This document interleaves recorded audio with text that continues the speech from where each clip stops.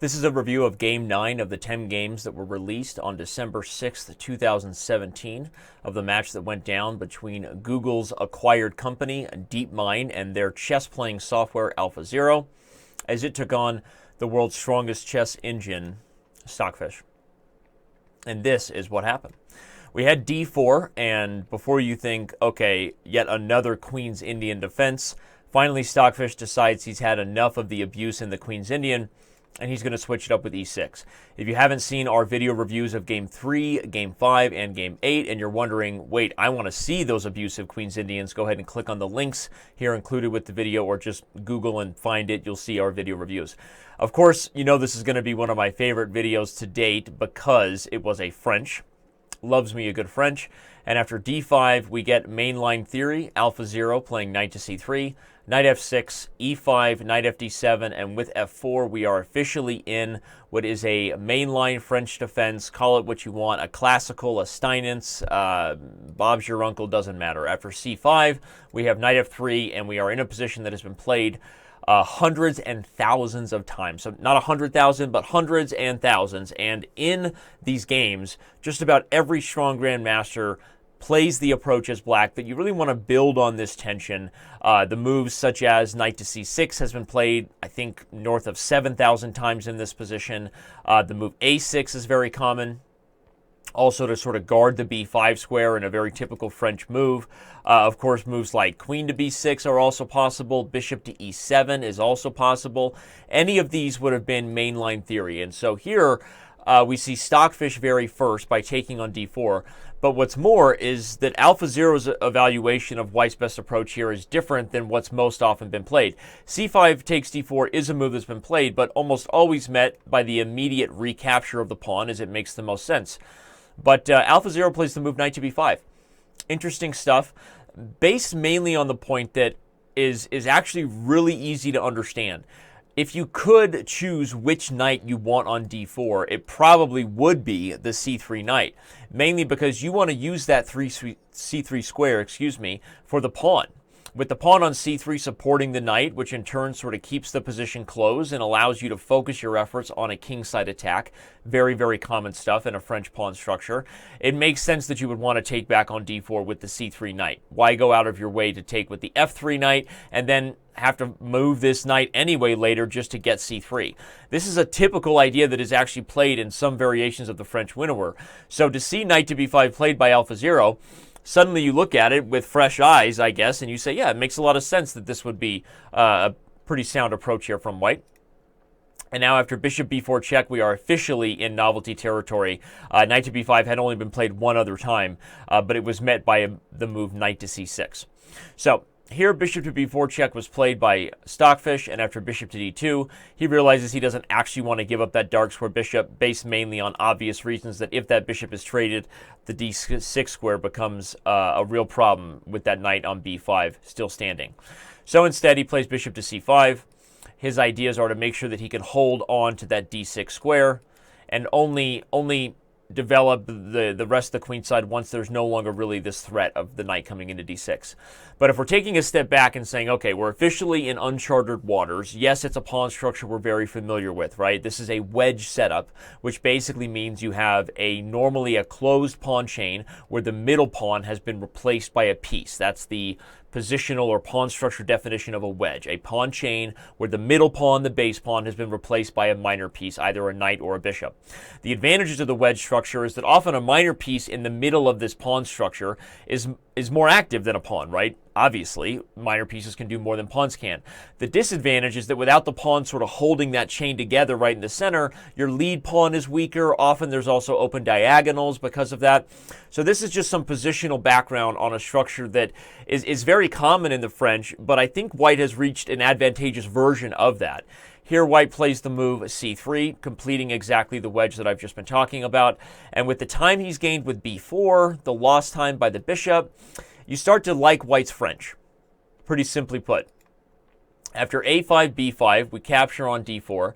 But liking White's French or not, it's still a pretty, pretty standard French position where the pawn structures become symmetrical. We know White's going to have a space advantage with the d4 and e5 pawns, hoping to launch that into a kingside attack. but we know that if black eliminates the dark square bishop, he's got long-term potential of the dark squares being weak, and certainly that means that white has to find a safe place to put the king out of the way of all of these potentially weak dark squares, right? That's what we would anticipate that it means. Well, apparently, AlphaZero has something else in mind. Brace yourself for the double exclam, king takes d2.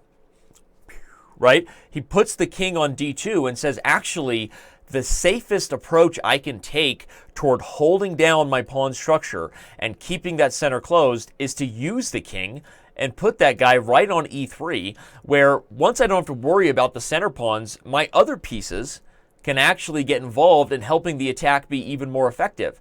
And again, it's just a shocker. Honestly, it's so simple and so clear that white would obviously want to attack on the king side in the French, and of course keeping these pawns protected, the center closed, is always a key part of doing that. But using the king in this way, it feels like a move Magnus Carlsen would come up with and play, and indeed it's a move that once you see it makes a ton of sense. Bishop to d7, the king comes to e3. And we're going to see over the next several moves, white is as aggressive as you can pretty much ever be in a French because all the pieces are primed and ready. The queen swings over to g1. Black has to put the bishop back on f8 to guard the g7 pawn. Note that moves like g6 are probably just met by bishop takes g6, followed by an absolutely crushing mating attack by white, which is why we see bishop f8. Natural expansions are still going to lead to all kinds of pressure on the queen side, but usually the way that these Frenches break down, and this is similar to how you see Vladimir Kramnik have played these positions before. Anybody from the Anatoly Karpov school of chess using both sides, principle of two weaknesses. Now we're going to go poke at the C file to make sure that these pieces can't change their efforts to totally focusing on my kingside pressure. The next few moves make a lot of sense with that. White's going to double rooks, infiltrate into the C7 square, and force black to deal with that matter.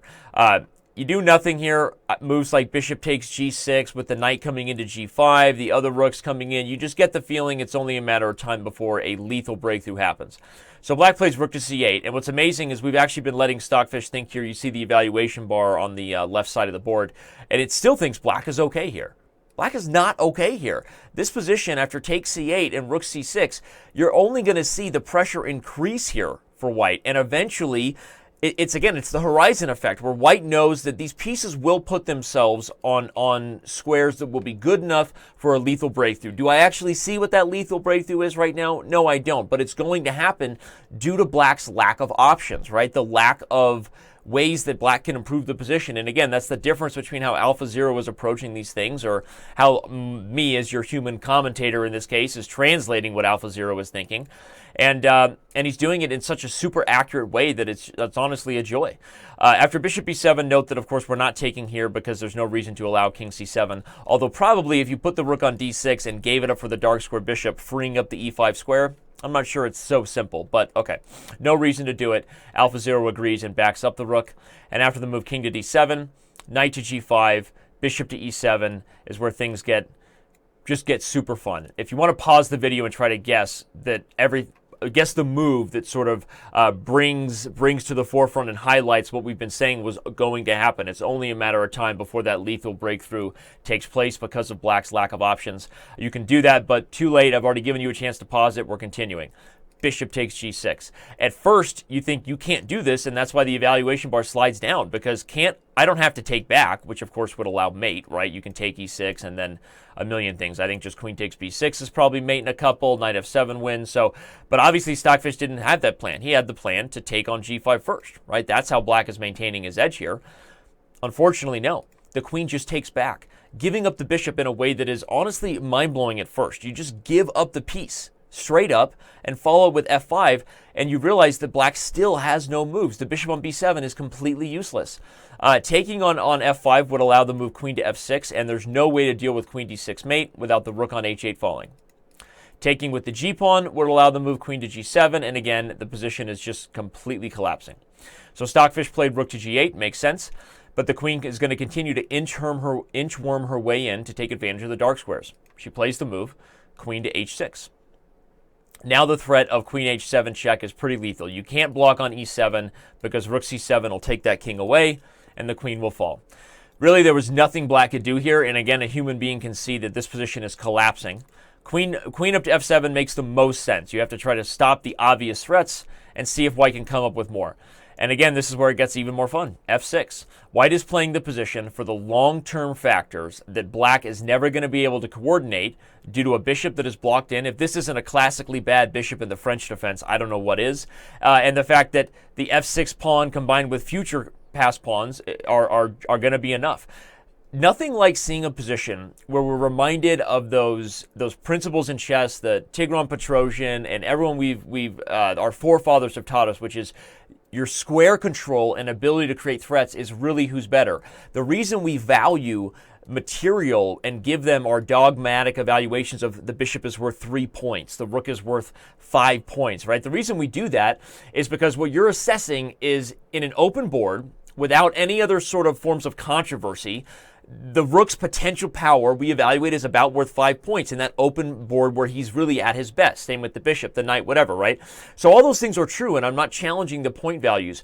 But what we see is that access to squares and your ability to make threats and eventually win the game is the reason why you want those pieces. That's the reason we gave them their value, is because we know that they can help us achieve our ultimate goal of using threats to win material and eventually checkmate and win the game.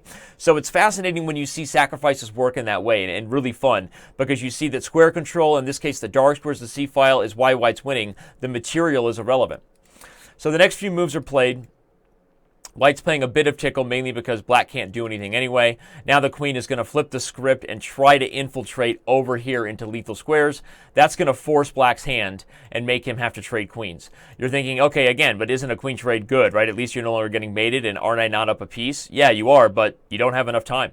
Rook G1 highlights that there's no activity battle here, right? You can't try to give up the G pawn for the H pawn because I'm giving check and queening the pawn before you know what hits you, right? So here, black plays b3, a stockfish move that isn't going to do much. The pawn's going to fall no matter what. But the main thing is, even once this bishop comes all the way over to guard g6, which makes sense, it's exactly what you need to get the rook to come to the h8 square, it doesn't matter, because after the move rook a1, let's give it a line. If rook h8 is played, we're going to see that, again, there is no activity battle here. White is breaking through too quickly and with too much on the plate. Rook takes a5. After the h4 pawn falls, we're going to see moves like rook a8 check, the king come into c5, and even on things like rook h1 check, and the king infiltrates, and black is simply running out of time. So after rook a1, black didn't go for the activity battle, which is going to lose. He played the move king c7. a5 comes in anyway, and again, as the board opens up on both sides, a similar story is being written, that square control and these threats is what matters. White eventually brings the king to e7. The bishop is either falling or allowing the f7 pawn to push. And once again, we have an amazing display of simply fascinating technique as Stockfish throws away one more pawn, just like a computer would, before throwing in the towel against AlphaZero. So if you haven't watched all 4 videos yet, and this is your first experience of what the amazing feat was that this machine learning, organic learning, teach yourself AI has done from DeepMind, again, a Google acquired company, then you need to back up and watch the other videos. If you've seen all 4 videos, then you know kind of what to expect in our next video here. Mind-blowing stuff took place, and the chess world was indeed turned upside down by AlphaZero. We're seeing things that make Stockfish look like an uncoordinated amateur like we've never seen before, and that is what we saw here once again in Game 9. Please stay tuned, buckle your seatbelts, and check out Game 10 coming your way shortly.